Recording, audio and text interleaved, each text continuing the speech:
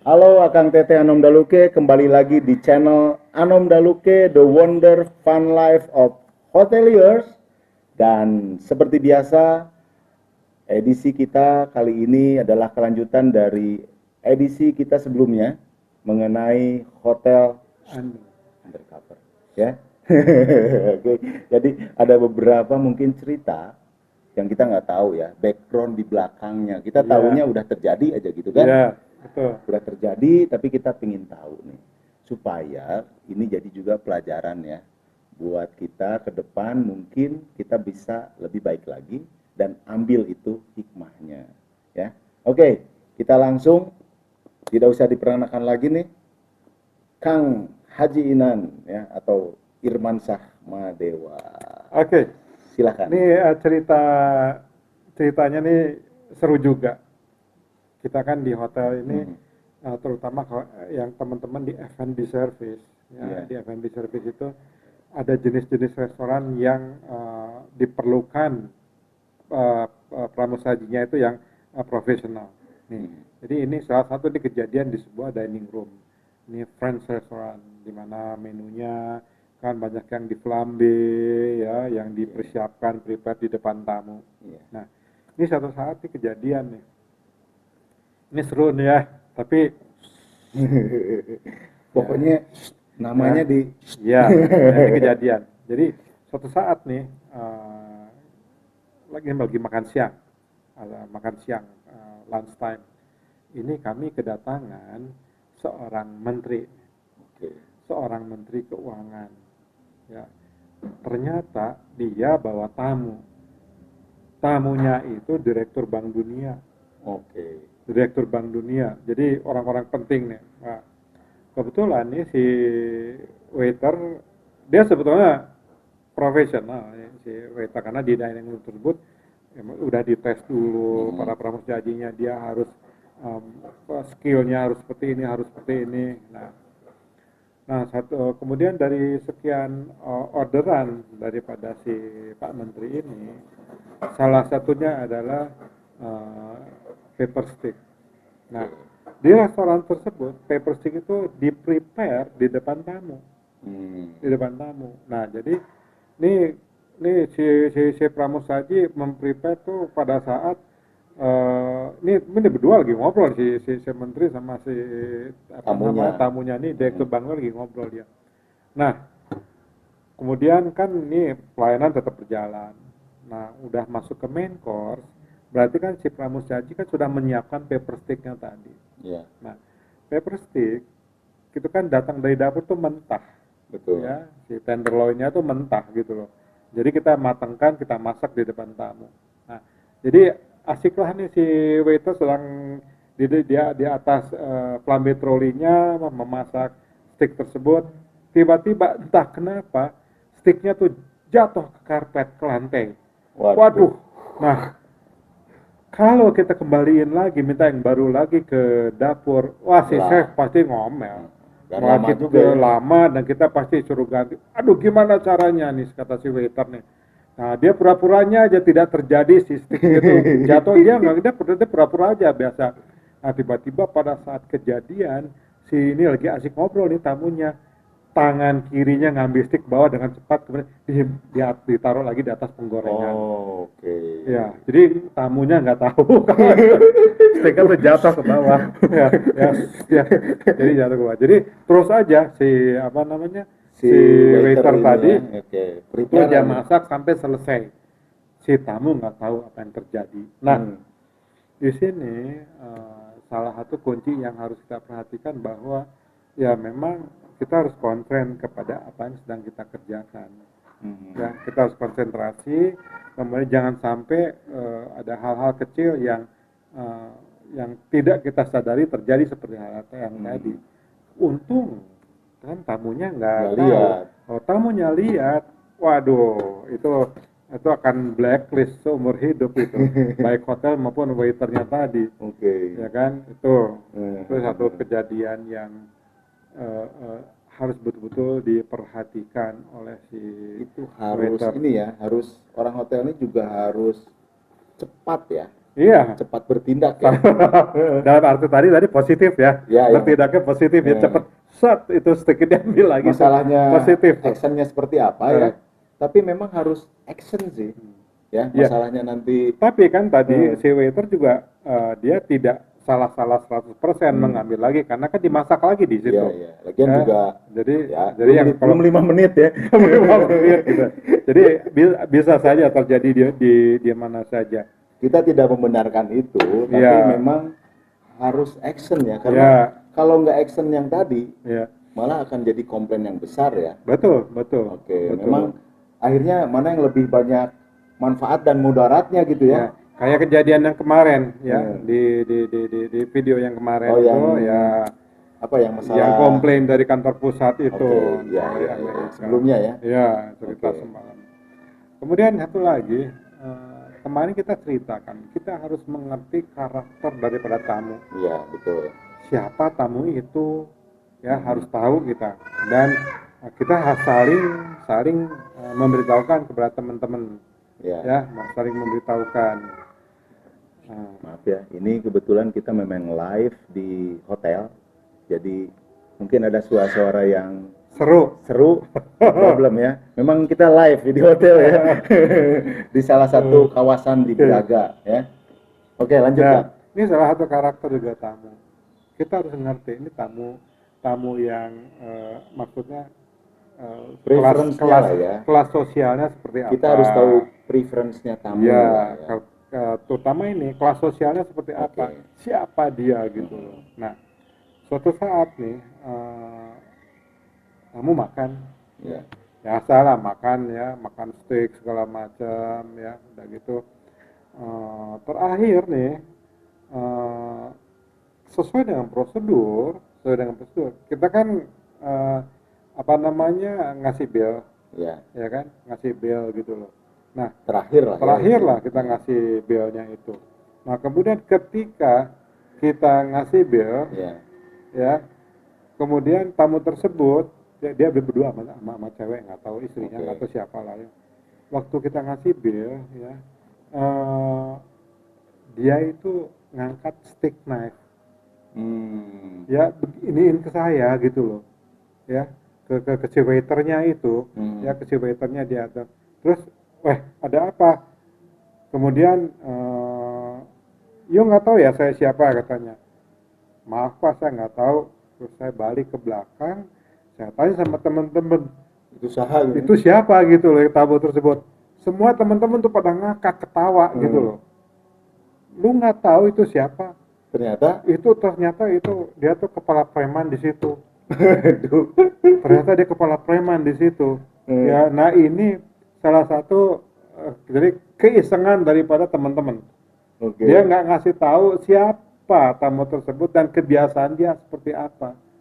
Ya kan? Dikerjain gitu. Nah, ini kan sesuatu yang tidak baik gitu. Sesuatu yang tidak baik, ini sesuatu yang negatif. Baik untuk tamu maupun juga untuk kita sebagai staf daripada hotel tersebut. Ya. Nah, perlunya briefing setiap hari di dalam sebuah hotel itu, di dalam sebuah outlet adalah ini salah satunya. Jadi memberitahukan kebiasaan tamu, kemudian terutama yang udah booking ya, terutama tamu sudah booking, kalau tamu ini seperti ini karakternya, ya, ada yang sensitif, ya, ini banyak sekali kejadian ya, tamu-tamu yang merasa dia harus diperhatikan lebih daripada yang lain. Nah, ini kan ya sebetulnya bisa berbahaya gitu loh. Itu loh Pak. Ya, betul. Akang Teteh Anom Daluke, keluhan di dalam satu industri jasa ya, atau hospitality, memang sesuatu hal yang tidak bisa dihindari ya. Pasti terjadi ya, Kang ya. Nah, kita nih mungkin di akhir sesi kita kali ini ingin berbagi sebetulnya keluhan ini apa sih? Keluhan ini kan kalau menurut kita ya sesuatu yang terjadi pada tamu, dan sebetulnya tamu ingin ada ya tindakan lah ya dari kita, atau bisa juga berupa kompensasi gitu ya dari si tamunya terhadap kita. Nah, menurut Kang Inan nih, keluhan ini bisa hindari nggak sih sebetulnya? Kita bisa antisipasi. Oke. Kita bisa antisipasi. Jadi kita kan belajar tentang psychology of service, Oke. ya kan? Mengenal karakter daripada tamu-tamu, mengenal kebiasaan daripada setiap jenis tamu gitu loh. Mhm. Nah, ini ditambah lagi dengan kalau di sebuah hotel-hotel yang besar atau restoran-restoran yang terkenal, itu ada yang namanya guest history card. Oke. Guest history card, tamu yang seperti apa, sejarahnya seperti apa, kebiasaannya apa, dan apa yang harus dihindari oleh kepada tamu-tamu tersebut. Nah, ini harus diperhatikan. Jadi ya kita nggak bisa asal memberikan pelayanan yang baik, Oke. tetapi kita juga harus ngerti tamu tersebut. Misalkan sekarang kita melayani, kalau kita melayani tamu dari orang dari Pulau Jawa sama dari Sumatera kan beda.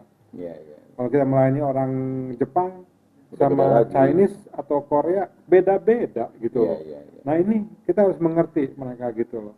Kita harus mengerti minimum para department head nih, para supervisor memberikan arahan kepada si karyawannya, Frontlinersnya ya. kepada frontliner utama. Oke, jadi keluhan itu bisa diantisipasi dengan salah satu caranya kita banyak-banyak nih tahu preference tamu-tamu kita, terutama yang regular. Bahkan mungkin tadinya keluhan menjadi berbalik komplimen ya buat kita ya. Akhirnya menjadi pujian buat kita, dan itu yang memang kita cari. Oke, so Akang Teteh Andaluke kembali lagi nanti di Akang Teteh Anom Daluke. Sebelum kita tutup pertemuan sore hari ini dengan Kang Inan, tadi kan kita lagi ngomongin mengenai keluhan tamu ya, bisa nggak dihindarin? Menurut Kang Inan justru diantisipasi ya Kang ya, bisa diantisipasi. Akhirnya tadi yang keluhan itu bisa berubah menjadi pujian. Nah, kita dengarkan ya beberapa mungkin tips dari Kang Inan. Silakan Kang. Sebetulnya ini sudah dilakukan oleh hotel seharusnya.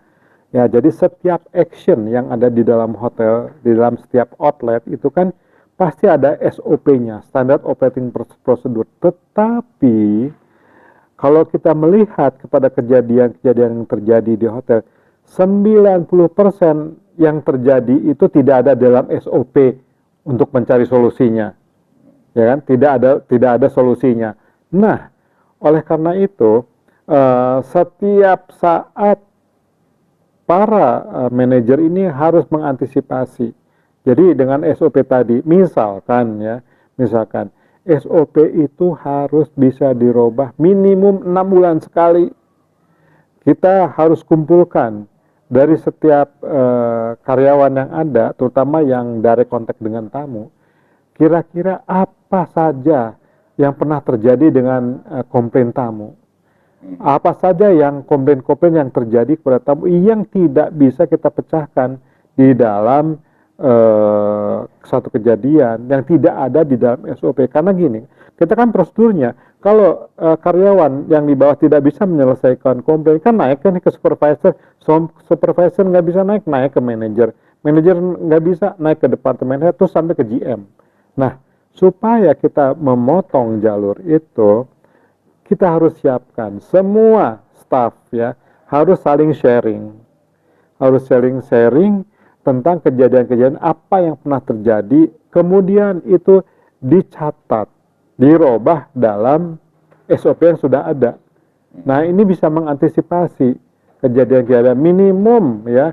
Tadi kita bisa menaikkan bisa menurunkan dari 90% itu turun 80%, 70%. Di apapun kejadiannya itu harus bisa kita antisipasi, dan terutama berikanlah wewenang kepada karyawan yang paling bawah ataupun supervisornya, wewenang sampai di mana kita naikin. Mereka punya level of handling komplainnya itu mereka naikin. Tapi mereka harus dibekalin. Ya kan? Harus dibekali bagaimana menghandle komplain seperti ini, apa yang kejadian. Nah, kemudian juga diantisipasi yang sering terjadi komplain apa. Ini harus selalu diperhatikan, jangan sampai terjadi ini gitu loh ya. Jangan sampai terjadi kesalahan prosedur, jangan sampai kehilangan kontrol, ya, checklist, ya, harus selalu dicek setiap saat, ya kan, setiap shift kan ada checklist, itu harus dicek, dilakukan bener apa asal dicontreng doang. Nah, ini ya, ini sini tips untuk kita supaya kita bisa mengantisipasi apapun juga kejadian yang ada. Memang tidak mungkin 100% kejadian bisa kita antisipasi, minimum, ya kan? Jangan katakan tidak bisa kepada tamu kalau tamu komplain, ya. Minimum kami usahakan. Ya, jadi menurunkan level daripada kemarahan tamu tersebut. Minimum itu harus itu, ya. Walaupun kita tidak punya wewenang, ya, tapi minimum kita bisa menurunkan. Baik Pak, sebentar. Akan kami usahakan. Baik, sebentar Bu, akan kami proses dulu. Walaupun ujung-ujungnya nggak bisa, tapi minimum di depan kita bisa menurunkan level kemarahan si tamu atau komplain tamu. Ya, Itu Pak. ya. Siap. Ya, terima kasih Kang Inan, tipsnya yang sangat berharga nih buat kita yang di hotel. So, jangan lupa jika suka dengan isi konten kita, di like, di komen, dan sampai ketemu lagi di konten-konten kita berikutnya nih bersama Kang Inan di cerita-cerita yang tentunya lebih bervariasi lagi, ya, lebih menantang juga ya, yang banyak tidak diketahui lah. Oke, so sampai ketemu lagi, jangan lupa di subscribe.